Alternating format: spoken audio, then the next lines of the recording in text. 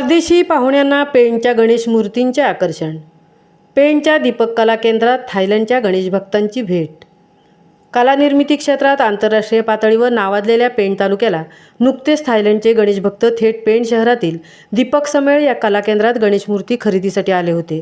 संपूर्ण जगभरात अवघ्या 2 दिवसांवर गणपतीचे आगमन होत असल्याने गणेश मूर्तींच्या माहेरघरात कारखानदार व कारागिरी यांची लगबग जोरात सुरू आहे। अवघ्या 2 दिवसांवर गणपतीचे आगमन होत असल्याने अनेक जगभरातसह अनेक राज्यातून गणपती खरेदी करण्यासाठी गणेश मूर्तींच्या माहेरघरात येत असतात। काही दिवसांवर बाप्पांचे आगमन होत असल्याने शहरातील अनेक दुकाने गणेशोत्सवासाठी फुलून निघाली आहेत।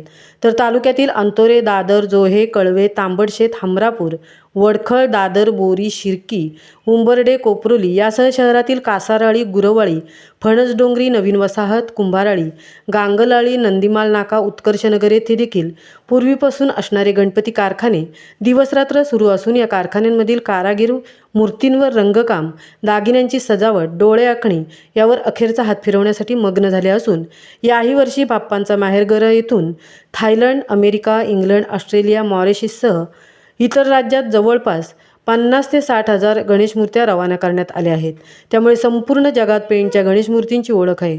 त्यामुळे देशविदेशातून पेणच्या गणेश मूर्तींना मागणी असते, कारण पेणच्या गणेश मूर्तींची रंगरंगोटी सुंदर असून डोळ्यांची आखणी जशीच्या तशी असल्याने व दागिन्यांची सजावट सुंदर असल्याने पेणच्या गणेश मूर्तींचे थायलंडसह इतर देशातील गणेश भक्तांना आकर्षण होत आहे।